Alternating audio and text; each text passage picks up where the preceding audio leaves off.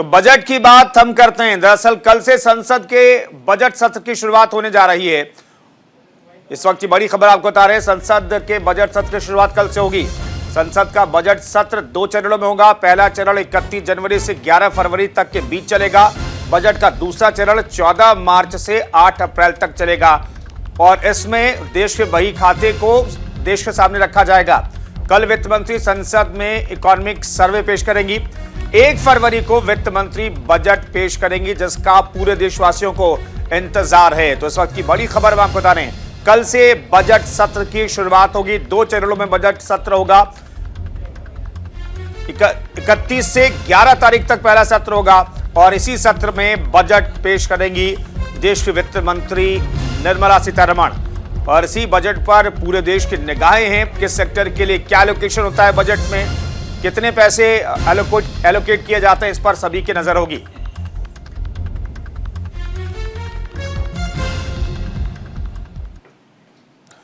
तो 1 फरवरी को वित्त मंत्री निर्मला सीतारमण साल 2022-23 का बजट पेश करेंगी। हर कोई बेसब्री से जिसका इंतजार भी कर रहा है, खासकर मिडिल क्लास और सैलरीड क्लास, क्योंकि टैक्स में इस वर्ग की सबसे बड़ी हिस्सेदारी होती है। सरकार इस बार टैक्स स्लैब में क्या बदलाव करती है, अब तक टैक्स देनदारी का क्या हिसाब किताब रहा है, लोगों की टैक्स स्लैब को लेकर क्या है मांग, यह भी हम आपको दिखाते हैं इस रिपोर्ट।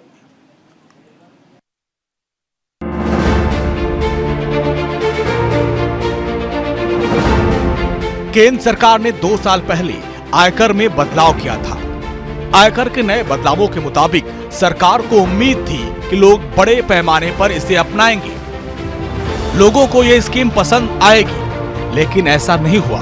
महज 5% करदाता इससे जुड़े। ऐसे में माना जा रहा है कि 1 फरवरी 2022 को पेश होने वाले बजट में नई टैक्स व्यवस्था को सरकार और आकर्षक बना सकती है। सबसे पहले आपको मौजूदा टैक्स स्लैब के बारे में बताएं। फिलहाल 2.5 लाख की सालाना आय पर कोई टैक्स नहीं देना पड़ता। वहीं 2.5 लाख से 5 लाख तक आय पर 5% टैक्स देना पड़ता है।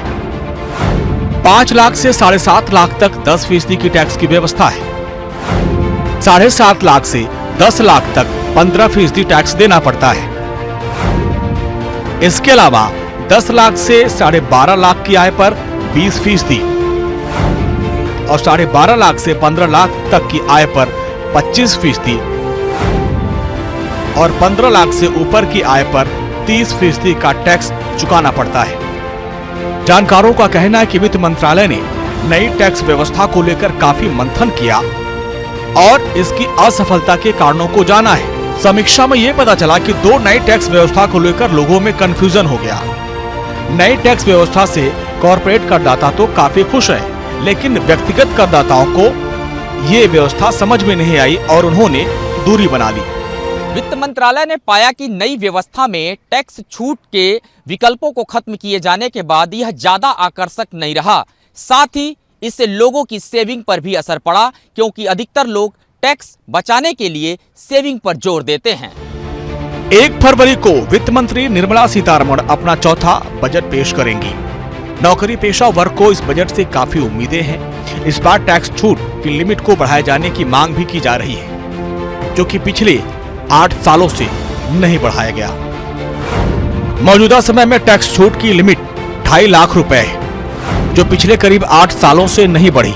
आखिरी बार टैक्स छूट की लिमिट 2 लाख से बढ़ाकर 2.5 लाख रुपए किया गया था। मुमकिन है कि इस बार टैक्स छूट की लिमिट बढ़ाकर 3 लाख रुपए कर दिया जाए। देखिए, मेरा मानना है कि ड्यू टू कोरोना पिछले 2 सालों से लोग बहुत परेशान हैं। सरकार को चाहिए कि टैक्सेस में काफ़ी लोगों को, आम जनता को राहत दें। 5 लाख था तो मेरे हिसाब से कम 10 लाख रुपए की छूट देनी चाहिए।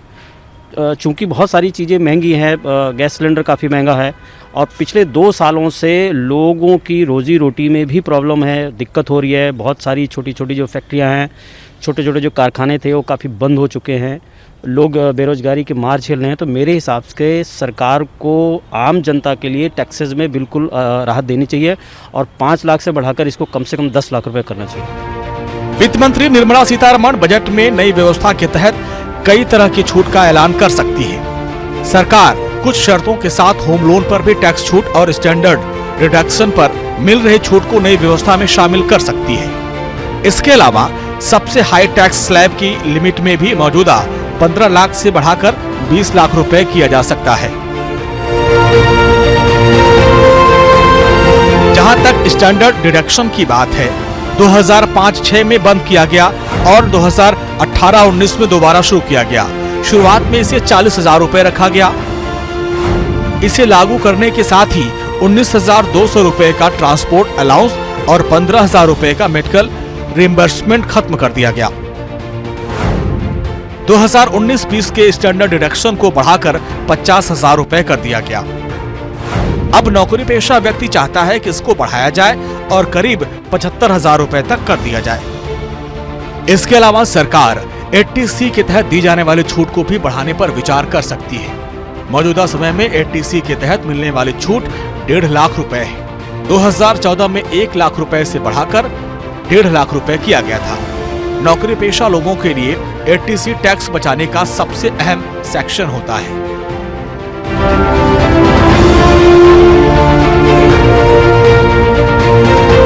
यानी इस सेक्शन के तहत छूट की सीमा बढ़ाने का मतलब है कि अधिक से अधिक लोगों को राहत पहुंचाना।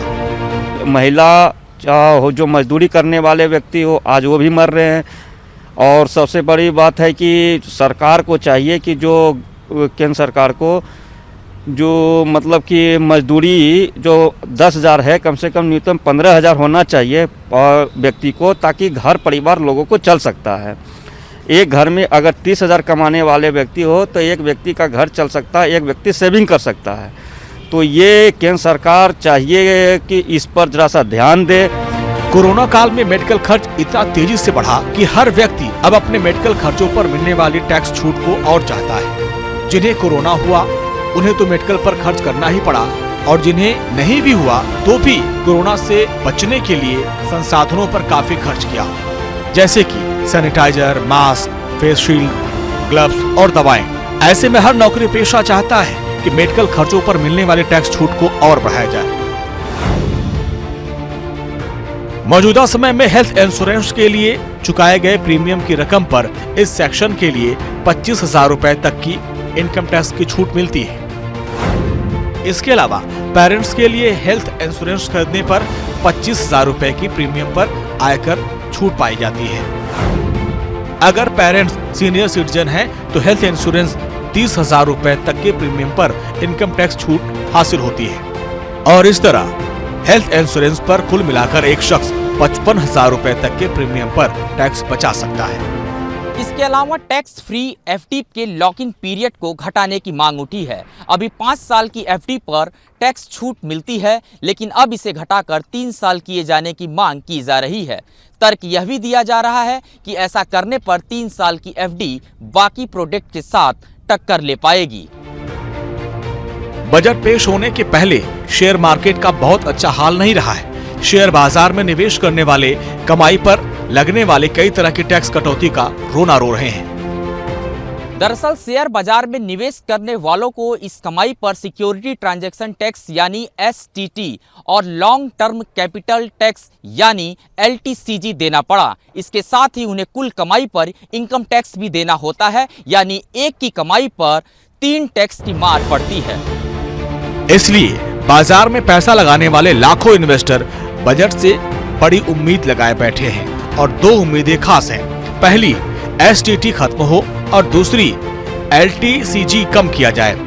दरअसल 2004 में उस समय के वित्त मंत्री पी चिदम्बरम STT को लॉन्ग टर्म कैपिटल गेन यानी LTCG की जगह लेकर आए थे, लेकिन LTCG हटा नहीं और इन्वेस्टर को कमाई पर दोनों टैक्स देने पड़ते हैं। इन्वेस्टर इसी के साथ आर्थिक सुधारों को भी जारी रखने की मांग कर रहे हैं ताकि ग्रोथ की रफ्तार और बढ़ सके।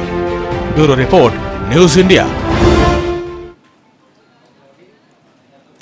और बजट से छोटे व्यापारी भी काफी आशाएं लगाकर बैठे हैं, क्योंकि कोरोना काल में 3 बार लगी बंदिशों और लॉकडाउन ने व्यापारियों की कमर तोड़ दी है, खासकर छोटे और मझोले व्यापारी। ऐसे में व्यापारी वर्ग सरकार से आगामी बजट में क्या चाहता है, एक्सपर्ट्स की सरकार को क्या सलाह है, आइए हम आपको यह भी दिखाते हैं।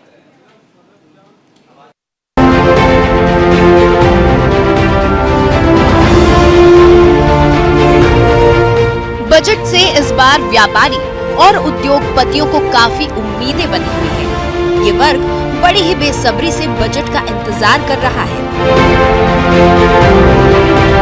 कारोबारियों का कहना है कि वो पिछले लंबे समय से नुकसान ही उठाता आ रहा है और सरकार को तमाम तरीके के टैक्स देने के बाद भी उन्हें किसी प्रकार की राहत नहीं मिली। ऊपर से कोरोना काल ने बिजनेस को बुरी तरह से चौपट कर दिया है। 5 राज्यों के अंदर मचे चुनावी घमासान के बीच मोदी सरकार 1 फरवरी को साल 2022 और 23 का बजट पेश करेगी, लेकिन इस बार बजट से जो है छोटे व्यापारियों को और दुकानदारों को काफ़ी ज़्यादा उम्मीदें हैं, क्योंकि कोरोना की सेकेंड वेव और थर्ड वेव में जिस तरीके से व्यापारियों की कमर टूट गई, लगातार वो कोशिश कर रहे हैं उभरने की। देश में कोरोना की तीसरी लहर जारी है। तीसरी लहर के कारण देश के अलग अलग हिस्सों की तरह दिल्ली में भी बंदिशें लगी थी। दिल्ली के सरोजनी नगर मार्केट के व्यापारियों का कहना है कि सरकार बंदिशें तो लगाती है जो कि लोगों के लिए और देश के लिए जरूरी है, लेकिन इन बंदिशों ने व्यापारियों की कमर तोड़ कर रख दी है। बजट आ रहा है 1 फरवरी को, आखिर इस बार क्या उम्मीदें हैं बजट से आप? देखिए जी, बजट से तो हम लोगों को सरकार से बहुत ज़्यादा उम्मीद है। मिडिल क्लास के लोग हैं हम लोग। 3 लॉकडाउन हम लोगों ने झेले हैंगे और कितना हम लोगों को नुकसान हुआ हैगा ये सारे लोग ही जानते हैं, क्योंकि सबसे ज़्यादा नुकसान जो दुकानदार को पड़ता हैगा। ये तीसरा लॉकडाउन हुआ था, सीजन के टाइम था, उस टाइम लॉकडाउन लग गया। हालांकि उसमें सरकार की या किसी की नहीं, ओमिक्रॉन या कोरोना जो फैला है उसमें हम लोग भी सरकार के साथ हैं। चरमराते बिजनेस ही नहीं, व्यापारी बढ़ती महंगाई को लेकर भी चिंतित हैं। उनका कहना है कि आज हर चीज महंगी हो गई है। बिजली से लेकर रसोई गैस कुछ भी बाकी नहीं है। हर चीज़ महंगी हो गई है। आज से 6 महीने पहले जो दाल या तेल या और चीज़ें थीं वो डबल ट्रिपल हो गई हैं। 200-250 रुपये लीटर तेल मिल रहा है। गैस सिलेंडर जो था वो 1000 रुपये का हो गया है। पेट्रोल के दाम कितने बढ़ गए हैंगे। जीएसटी सरकार घड़ी घड़ी बढ़ा रही हैगी। कपड़े पे पहले बिल्कुल भी जीएसटी नहीं थी, रेडीमेड पे जीएसटी नहीं थी, अब वो 5 से 18% तक जीएसटी हैगी। दुनिया में कहीं पे भी 28% जीएसटी नहीं है, खाली हमारे देश के अंदर ही 5 से लेकर 28% तक जीएसटी है। टैक्सेस के अंदर रिबेट देना चाहिए सरकार को, और कोई ऐसा इमरजेंसी पैकेज हम लोगों के लिए, दुकानदारों के लिए देना चाहिए कि जिससे हम लोगों को एकदम राहत मिले। कोरोना काल ने हर तरह के बिजनेस को प्रभावित किया, इसलिए व्यापारी चाहते हैं कि उन्हें स्पेशल पैकेज मिले। एक्सपर्ट्स के मुताबिक कोविड से प्रभावित छोटे व्यापारी और दुकानदारों के लिए इस बजट में बड़ी राहत का ऐलान किया जा सकता है। बजट में कपड़ा उद्योग को लेकर सरकार कुछ बड़े फैसले ले सकती है। इस बार के बजट में मेगा टेक्सटाइल्स पार्क शुरू करने के लिए नई स्कीम का ऐलान हो सकता है, लेकिन व्यापारी गारमेंट्स पर लगने वाली हाई जीएसटी को लेकर नाखुश हैं। इस बार जो है रिटेलर्स एसोसिएशन ने भी सरकार को कई सुझाव दिए हैं, और उस सुझाव के बाद अब जो एक्सपर्ट्स बता रहे हैं कि सरकार इस बार छोटे दुकानदारों को और व्यापारियों को वित्तीय सहायता दे सकती है। तो आपको लगता है कि अभी तक आप लोग कोरोना से उभर नहीं पाए हैं, जो आपकी नुकसान हुआ, इस बार कितनी उम्मीदें हैं? हम जो है 3 लॉकडाउन जो हमारा हो चुका है उसमें हम कुछ भी नहीं कर पाए। अब जैसे मैं कपड़े का व्यापारी हूँ, जो टैक्सेस 5% का है वो 12% पे होने वाला है। कोई किसी प्रकार से जीएसटी जो बढ़ रही है, लेकिन ये चीज़ नहीं बढ़नी चाहिए। हमें भी बहुत लॉसेस हो रही हैं, हम सरवाइव नहीं कर पा रहे हैं मार्केट में। अगर 12% होगा तो कहाँ से कस्टमर परचेजिंग पावर कहाँ से आएगी? माना जा रहा है कि सरकार ने कपड़ा उद्योग का आकार 2025-26 तक बढ़ाकर $300 अरब करने का लक्ष्य तय किया है। यानी सरकार का आने वाले कुछ सालों पर कपड़ा उद्योग पर जोर रहने वाला है। लेकिन सरोजनी नगर के व्यापारियों का कहना है कि सरकार को अगर अर्थव्यवस्था को ट्रैक पर लाना है तो छोटे बिजनेसमैन को नजरअंदाज करना भारी पड़ सकता है। अगर छोटे व्यापारी को नेग्लेक्ट किया गया तो ये देश बैठ जाएगा जी। बिल्कुल अर्थव्यवस्था बैठ सकती है, इसको नज़रअंदाज नहीं कर सकते, नहीं कर सकते, नहीं कर सकते। छोटा व्यापारी करीब इस पूरे हिंदुस्तान के अंदर 30 से 35-40% लोग व्यापार करते हैं, छोटा वाला।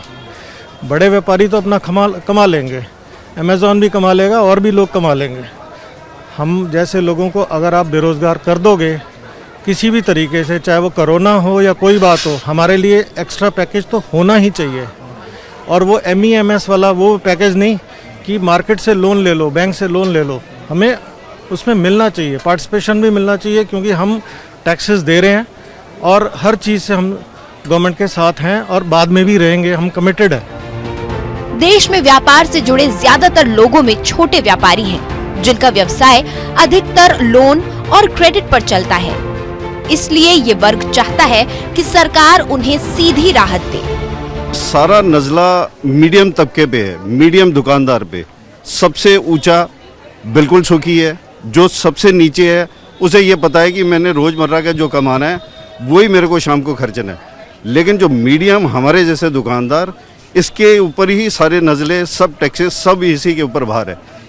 ये लॉकडाउन हो तो इसने दुकानदार ने अपने स्टाफ को सैलरी भी देनी है, अपने घर के लिए पैसा लेके जाना है, EMI उसकी बरकरार है, जिसमें बैंक कोई भी अपना, हमारी जो फाइनेंस मिनिस्टर है सीतारमन, उन्होंने कोई भी ऐसी चीज़ नहीं लाए जो एक मीडियम दुकानदार को उसमें उनको राहत मिले। इसमें उनकी EMI सिर्फ डेफर कर दी गई। डेफर का मतलब ये नहीं है कि इंटरेस्ट फिर भी आपने देना है। तो बाकी वर्ल्ड ओवर जैसे बाकी कंट्रीज़ ने हर आदमी को, हर वहाँ के आदमी को सपोर्ट दी फाइनेंशियली, वो अनफॉर्चुनेटली हम जैसे लोगों के लिए कुछ भी नहीं है। बात लेदर और फुटवेयर इंडस्ट्री की करें तो ये भी बुरे दौर से गुजर रहा है। ऊपर से 1 जनवरी से 12% लगी GST ने पूरे बिजनेस को मानो ठप कर दिया है, क्योंकि GST बढ़ने से 1000 रुपए की कीमत का जूता करीब 70 रुपए महंगा हो गया। और तो और ये सेक्टर पहले ही आसमान पर छूती कीमतों, कम डिमांड और कुशल कारीगरों की कमी से जूझ रहा है। व्यापारी बहुत नुकसान में, बेसिकली जो हम उम्मीद करते थे, उम्मीद पे तो पहले ही खत्म हो चुकी है। मैं फुटवेयर लाइन से हूँ और फुटवेयर का 1 जनवरी से 5% के बदले 12% टैक्स कर दिया गया है। जो इस टाइम पे रिलीफ पैकेज मिलना चाहिए था, टैक्स बढ़ा दिए गए हैं। टैक्स बढ़ाए तो मार तो हम पे ही पड़ेगी और आम आदमी में मार पड़ेगी। और ये कोरोना जैसी बीमारियां अब जिस तरह से हालात चल रहे हैं पूरे वर्ल्ड में, आती रहेगी। हर साल कुछ ना कुछ नई चीज़ आती रहेगी। तो इसको मद्देनजर रखते हुए ही आपको बजट बनाना चाहिए कि 2 साल, 2 महीने, 3 महीने अगर लॉकडाउन लगता है तो उसके हिसाब से आम आदमी के लिए क्या किया जाए। भारत में टैक्स सिस्टम की बात करें तो यहाँ चीजों पर 5 से लेकर 28% तक GST लगती है। व्यापारियों का कहना है कि इससे चीजें इतनी महंगी हो जाती हैं कि लोग दाम सुनकर ही भाग खड़े होते हैं। व्यापारी इसलिए भी गुस्से में हैं क्योंकि दुनिया में इतनी ज्यादा GST कहीं भी वसूली नहीं जाती। दूसरी कंट्रीज़ में जो है और देशों में जहाँ तक मुझे मालूम है 18% से ज़्यादा नहीं हैगी। यहाँ पे जो है 5% से लेके 28% तक हैगी। कुछ चीज़ों पे इन्होंने सस्पेंस रखा हुआ, जैसे आप प्रसाद लीजिए तो उस पर GST नहीं है। मिठाई की दुकान पे जाएंगे, उसको ये थोड़ी बोलेंगे कि हमने इसे काजू कतली या बर्फ़ी लेनी है कि ये हमने प्रसाद चढ़ाना है। वो तो अपना वही 18% GST लेता हैगा। बिजली का बिल है, दुकान खुले या ना खुले उसका रेंट हमें देना हैगा। लड़कों की तनख्वाहें देनी हैगी। रिपोर्ट्स के मुताबिक इस बार के बजट में सरकार महंगाई से लड़ने के लिए छोटे व्यापारियों को मदद दे सकती है, लेकिन व्यापारियों का कहना है कि सरकार को दूसरे देशों की तरह सीधी मदद करनी होगी। लोन, EMI आगे बढ़ाने वाली राहत काम नहीं आने वाली है। सारी चीज़ों के ऊपर हम लोगों के ऊपर ही मार पड़ रही है कि मिडिल क्लास बहुत बुरा तरीके से हिला पड़ा हैगा। हम लोगों की कमर अभी तक सीधी नहीं हुई है। इसलिए सरकार से हमारी हाथ जोड़ के रिक्वेस्ट हैगी कि भाई जैसे और देशों के अंदर लोगों को मनी के थ्रू, पैसे के थ्रू उनको कुछ रिलीफ दिया हैगा, हम लोगों के बारे में भी सरकार को सोचना चाहिए इस बारे में। पिछले 2-3 साल व्यापार के लिहाज से ठीक साबित नहीं हुए हैं। व्यापारियों में हाहाकार मचा हुआ है और अब अंतर्राष्ट्रीय मुद्रा कोष ने चालू वित्तीय वर्ष 2021-22 के लिए भारत की विकास दर 9.5 से घटाकर 9% कर दी है। यानी बिजनेस के लिहाज से कहीं से भी अच्छी खबर नहीं आ रही है। ऐसे में देखना होगा सरकार व्यापारियों को आगामी बजट में क्या सौगात देती है। कैमरामैन शिव कुमार के साथ नमित त्यागी की रिपोर्ट। और अभी रुक रहे हैं एक छोटे से ब्रेक के लिए। ब्रेक के बाद जब लौटेंगे तो वित्त मंत्री निर्मला सीतारमन की बही खाते में महिलाओं के लिए क्या हो सकता है और महिलाओं ने क्या उम्मीद लगा रखी है इस बार के बजट से, ये बताएंगे, लेकिन एक छोटे से ब्रेक के बाद।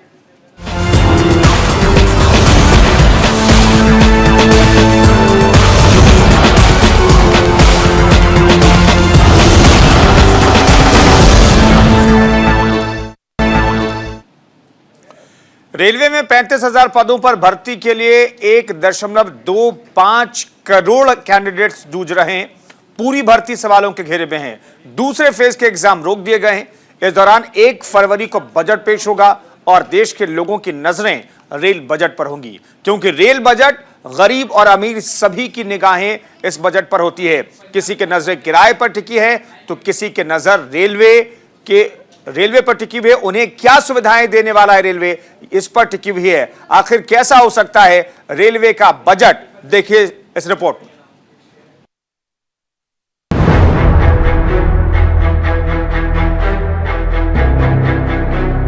एक शहर से दूसरे शहर तक सफर तय करने का सबसे सस्ता और सबसे किफायती जरिया है ट्रेन।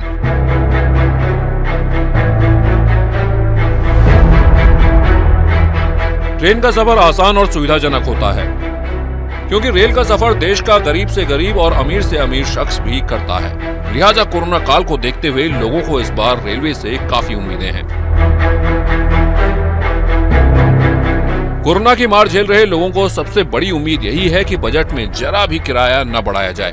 वहीं एक्सपर्ट्स रेलवे का मोटा गणित बताते हैं। उनका कहना है कि पिछले 1 साल में रेलवे को 26,338 करोड़ रुपए का घाटा हुआ है। फिर भी चुनाव और सियासत का तकाजा ऐसा है कि सरकार किराया बढ़ाने का जोखिम शायद ही ले। आगामी 2023 के बजट में भारतीय रेलवे को और समृद्ध बनाने की योजना जो है सरकार की, वो आगे बढ़ाई जा सकती है। हालांकि रेलवे की अगर बात करें तो आने वाले इस बजट में 100% विद्युतीकरण को मंजूरी मिलने वाली है, ताकि भारतीय रेलवे और ज़्यादा जो है वो विकास के पथ पर बढ़ सके। नई दिल्ली रेलवे स्टेशंस की अगर बात करें तो तमाम ऐसे जो स्टेशंस हैं इनको भी प्राइवेट करने की योजना है, यानी कि इनके पुनर्निर्माण का जो कार्य है वो किया जाएगा। लगभग 75 रेलवे स्टेशन जो होंगे वो सूची में होंगे जिनका कायाकल्प किया जाएगा। इससे पहले हबीबगंज का जो रेलवे स्टेशन था उसका कायाकल्प किया गया। इसके अलावा अगर हम बात करें गांधीनगर जो कि गुजरात में रेलवे स्टेशन के पूरे मॉडल को बदला गया, तो जो स्टेशंस हैं उनको मॉडर्न तकनीक पर बनाया जाएगा, उनको गजब तरीके का बनाया जाएगा, उसमें सुविधाएं दी जाएंगी। हालांकि आगामी बजट में भारतीय रेल को शून्य उत्सर्जन के ट्रैक पर चलाने के उपाय भी सरकार की तरफ से किए जा रहे हैं। रेलवे का किराया लोगों के जहन में सबसे बड़ी बात है, क्योंकि गरीब से गरीब शख्स की पहुंच में रेलवे ही होती है। लिहाजा वो नहीं चाहता कि सरकार रेल का किराया बढ़ाए। टिकटों के फेयर की बात करें तो इस पिछले कुछ दिनों में 20 से 25% टिकटों का जो रेट है, जो किराया है, वो बढ़ाया गया है। इसीलिए यात्रियों पर इस बार कोई बजट में दबाव नहीं आने वाला है, यानी कि रेलवे टिकटों का रेट नहीं बढ़ाएगा। हालांकि कुछ स्पेशल ट्रेनों की शुरुआत की जाएगी। सरकार को पता है कि 2024 में चुनाव है और उसके ठीक पहले सरकार इस बजट में भारतीय रेलवे की तरफ से कुछ बड़ी सौगात भी आम मुसाफिरों के लिए दे सकती है। इसके साथ ही लोगों को उम्मीद है कि सरकार एल्युमिनियम से बनी 10 ट्रेनों की भी घोषणा बजट में कर दे, ताकि कम खर्च में स्पीड बढ़ाई जा सके। एक्सपर्ट्स के मुताबिक इस साल सरकार रेलवे बजट में 15 से 20% की बढ़ोतरी कर सकती है। पिछले बजट में रेलवे को 1.10 लाख करोड़ रुपए का पैकेज मिला था। ये पुराने पैकेज के मुकाबले करीब 38,000 करोड़ से ज्यादा था। ऐसे में इस बार 20% बजट ज्यादा मिलने का मतलब 1.32 लाख करोड़ रुपए हो सकता है। रेलवे का बजट बढ़ाने के साथ ही सरकार का ध्यान इस ओर भी है कि रेलवे के अलग अलग कॉरिडोर बनाए जाएं, जिससे ट्रैक पर एक्सीडेंट को कम किया जा सके। बीते कुछ सालों में रेलवे हादसे में काफी कमी आई है, लेकिन अभी भी हादसे हो जाते हैं, जिसको रोकना सरकार की प्राथमिकता है।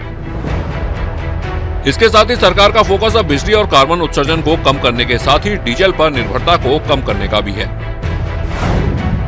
इसके लिए भारतीय रेलवे में सोलर एनर्जी के साथ हाइड्रोजन और बायोफ्यूल का दायरा बढ़ाने पर फोकस रहेगा।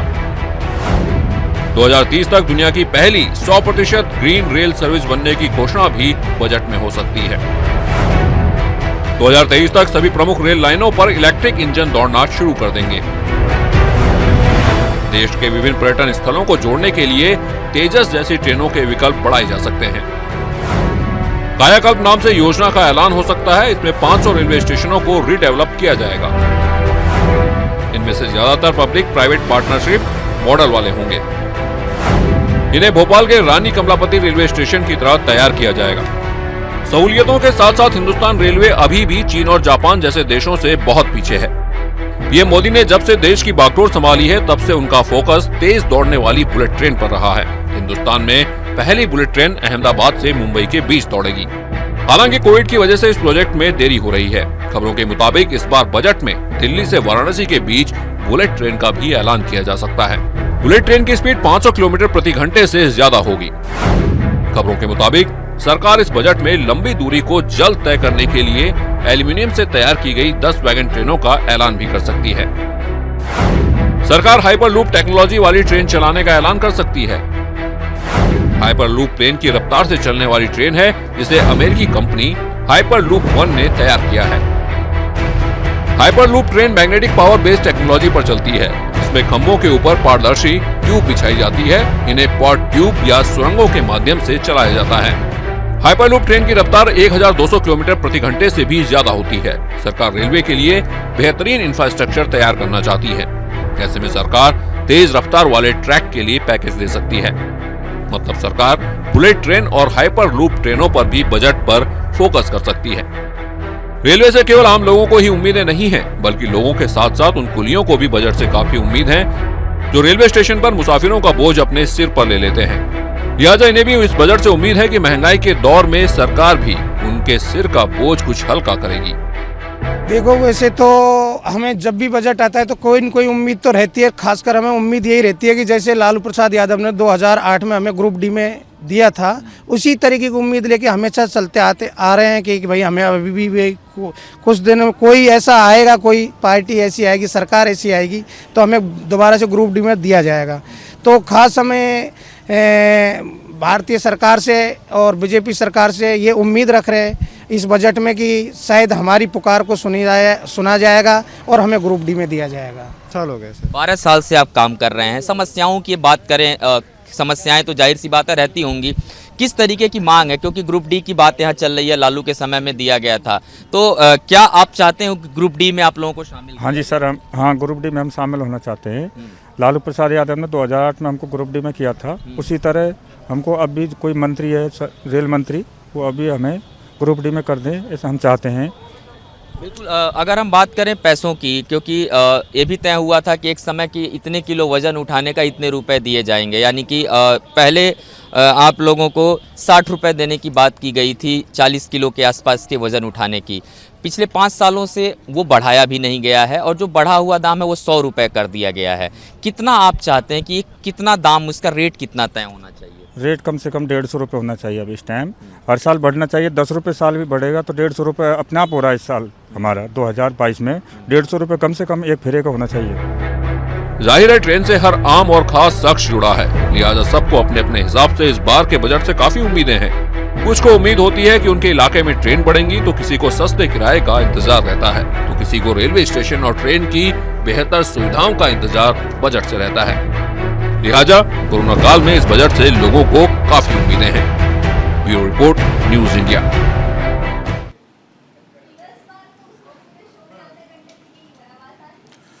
और अभी रुक रहे हैं एक छोटे से ब्रेक के लिए, फौरन हाजिर होते हैं। आप बने रहिए न्यूज इंडिया के साथ।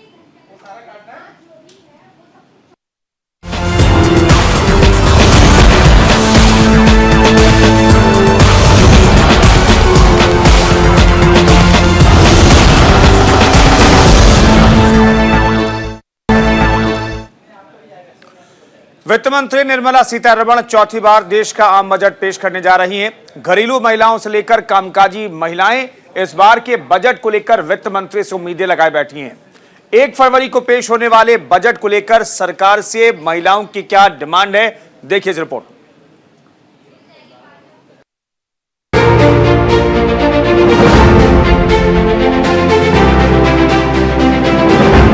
देश के विकास में महिलाओं का योगदान कम नहीं है।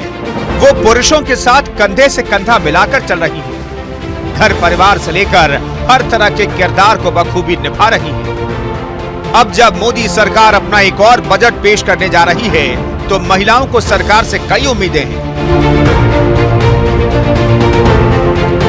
महिला गृहिणी हो, वर्किंग हो, उसकी सरकार से कई मांगे हैं। सबसे पहले वर्किंग वुमन की बात करें तो महिलाएं चाहती हैं कि इस बार के बजट में उनके लिए टैक्स स्लैब में 5.50 लाख तक की आय टैक्स फ्री कर दी जाए, जिससे उनके पास टैक्स बचाने की ज्यादा संभावना रहे।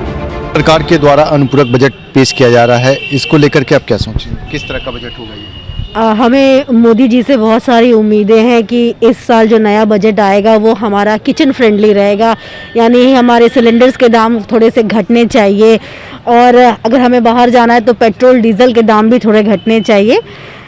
हम लोग यही उम्मीद करेंगे कि मोदी जी हम गृहिणियों की बात को सुनेंगे और उस हिसाब से हमारे लिए बजट देंगे। जी, आप क्या सोचती हैं, किस तरह का ये बजट होगा आपके लिए? यही कि ये पेट्रोल डीजल का तो मामला है ही, क्योंकि वो ट्रांसपोर्ट है से जुड़ा हुआ है, तो आपका ग्रोसरी आइटम हो या कपड़े हो, हर चीज़ ट्रांसपोर्ट से ही है। तो जो जितने परसेंटेज पेट्रोल डीजल के रेट बढ़ रहे हैं वैसे ही हमारे ऊपर आ रहे हैं। सिलेंडर का भी है तो आपको 100, 200, 50 ऐसे ही रेट बढ़ रहे हैं। तो टैक्स, जीएसटी, ये सब चीज़ पे ध्यान देते हुए अगर वो बजट कम करेंगे तो हर लेवल के लोग हैं, बड़े छोटे बजट में, तो सब अपना बैलेंस बना के चलेंगे। बता दें कि मौजूदा टैक्स स्लैब में महिलाओं को पुरुषों के मुकाबले कोई अलग छूट नहीं मिलती है। इस समय महिलाओं को इनकम टैक्स में अलग से कोई छूट नहीं दी जाती। साल 2012 से पहले महिलाओं को पुरुषों से ज्यादा छूट मिलती थी, लेकिन 2012-13 में वित्त मंत्री रहे प्रणब मुखर्जी ने महिलाओं और पुरुषों के बीच छूट का अंतर खत्म कर दिया। उससे पहले पुरुषों की 1,60,000 तक की सालाना आय टैक्स फ्री थी और महिलाओं को 1,90,000 रुपए की सालाना आय, यानी 10 साल पहले महिलाओं को आयकर में 30,000 रुपए की एक्स्ट्रा छूट मिलती थी। अभी तो फिलहाल बजट जो चीज़ें हैं वो बहुत महंगी हो रही हैं। हम चाहते हैं कि आगे और महंगी ना हो, सुचारू रूप से चलता रहे, चाहे स्वास्थ्य हो, चाहे शिक्षा हो, और चाहे गैस सिलेंडर हो। सारी चीज़ें जो महंगी हो रही है वो तो थम ही रहे। हम कम नहीं कर सकते, लेकिन उसको बढ़ाए भी ना नई सरकार हमारी। जी बिल्कुल, आप इसके लेकर क्या सोच रही हैं? वही सोच रहे हैं भैया जो ये सब सोच रही हैं। महंगाई तो बढ़ी है, जान ही रहे हैं। और गृहिणी जो है भाई, किचन है, हर एक चीज़ है, महंगाई है, तेल है, सभी अब 250 रुपया किलो जो है सरसों का तेल है। तो गृहिणियों के लिए तो ये सब महंगाई ज़्यादा ना मायने रखेगी भैया। तो इसीलिए सोच रहे हैं कि आने वाला जो है हर एक चीज़ है अपने लिमिट में भाई करे सब, कि कोई दिक्कत ना हो। अमीरों को तो भाई चल जाता है, लेकिन गरीब लोग बेचारे परेशान हो जाते हैं। तो इसलिए जो है हमारा कहना ये है कि भाई इस बार का बजट जो है सही रखे। कामकाजी महिलाओं की सरकार से एक और डिमांड है। बता दें, फिलहाल 50,000 रुपए तक का स्टैंडर्ड डिडक्शन सभी को मिलता है, चाहे महिला हो या पुरुष। महिलाओं की मांग है कि इसकी सीमा भी उनके लिए बढ़ाकर 75,000 रुपए की जानी चाहिए, जिससे उन्हें 25,000 रुपए का फायदा स्टैंडर्ड डिडक्शन में मिल जाए। कोरोना काल में हर कोई प्रभावित हुआ है, लेकिन महिलाओं की जिम्मेदारी सबसे ज्यादा बढ़ी, क्योंकि कोरोना काल में महिलाओं पर 3 गुना बोझ पड़ा। वर्किंग वुमेन पर ऑफिस का काम, घर का काम और बच्चों की पढ़ाई का तिहरा बोझ पड़ा, जिसका जिक्र राष्ट्रपति रामनाथ कोविंद भी अपने गणतंत्र दिवस भाषण में कर चुके हैं। सशस्त्र बलों में महिला सशक्तिकरण की दृष्टि से विशेष महत्वपूर्ण रहा है। हमारी बेटियों ने परंपरागत सीमाओं को पार किया है और अब नए क्षेत्रों में महिला अधिकारियों के लिए स्थायी कमीशन की सुविधा आरंभ हो गई है। साथ ही सैनिक स्कूलों तथा सुप्रतिष्ठित नेशनल डिफेंस एकेडमी से महिलाओं के आने का मार्ग प्रशस्त होने से सेनाओं की टैलेंट पाइपलाइन तो समृद्ध होगी ही, हमारे सशस्त्र बलों को बेहतर जेंडर बैलेंस का लाभ भी मिलेगा। कोरोना काल में महिलाओं के सामने आर्थिक चुनौतियां काफी बढ़ी हैं, इसलिए वे वित्त मंत्री निर्मला सीतारमण से कुछ खास रियायतों की उम्मीद कर रही हैं। सरकारी आंकड़े बताते हैं कि देश में कोरोना से करीब 5 लाख लोगों की जान गई और करीब 4 करोड़ लोग संक्रमित हुए। अस्पताल पहुंचे लोगों के इलाज में काफी पैसे लगे। मेडिक्लेम पॉलिसी की बात करें तो फिलहाल 25,000 रुपए तक की मेडिक्लेम पॉलिसी के प्रीमियम को टैक्स से छूट मिलती है, जिसमें कोरोना कवर नहीं है। टैक्स एक्सपर्ट के मुताबिक इस लिमिट को बढ़ाकर 50,000 रुपए तक किया जा सकता है और इसमें कोरोना को भी कवर किया जा सकता है। महिलाओं को इसमें 25,000 और यानी कुल 75,000 रुपए की छूट मिल सकती है। बजट में थोड़ा सा कमी सरकार को करनी चाहिए। जैसे हम लोग गृहिणियाँ हैं तो घरेलू खाने पीने की चीज़, कपड़ा उद्योग, ये सब से थोड़ी जीएसटी कम करनी चाहिए सरकार को, और बाकी तो सब ठीक ही है, क्या करना। जी आप बताएं इसमें आप क्या कहना चाहिए? मेरा नाम सिंधु सिंह है, स्वास्थ्य गार्डनिया में रहती हूँ।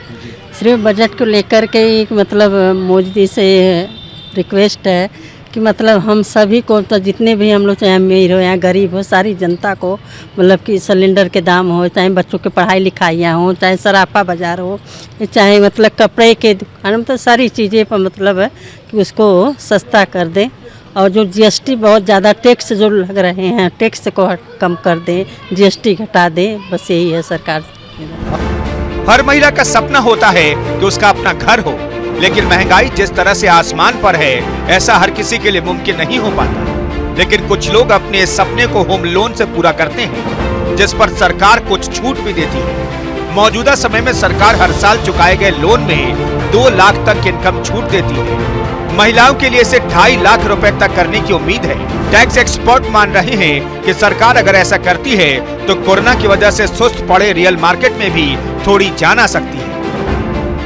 बजट तो उम्मीद क्या की जाए, इतनी महंगाई है हर तरफ, इतना हर चीज़ इतनी महंगी हो गई है। स्पेशली विमेंस के लिए तो gas cylinder, domestic gas cylinder इतना ज़्यादा महंगा हो गया है। तो यही उम्मीद की जा रही है कि इस बजट में कुछ ऐसा है कि महंगाई कम हो, गैस सिलेंडर के दाम कम हो, और भी चीज़ें, सब्जियां वगैरह इतनी महंगी हैं, उन चीज़ों में थोड़ा सा कमी आए, ऐसा ही बजट बने, बस यही उम्मीद है। इसके अलावा अभी इनकम टैक्स में पीपीएफ, ईपीएफ और होम लोन के मूलधन और जीवन बीमा सब पर धारा 80C के तहत कुल 1.5 लाख रुपए तक की छूट मिलती है। सरकार इस साल जीवन बीमा को 80C से बाहर रखकर उस पर अलग से 50,000 रुपए तक की छूट मिल सकती है।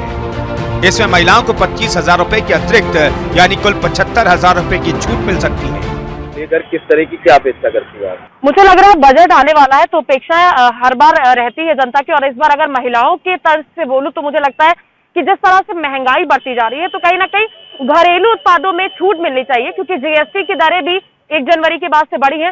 तो अगर देखा जाए तो जीएसटी की दरों में भी थोड़ी राहत देनी चाहिए।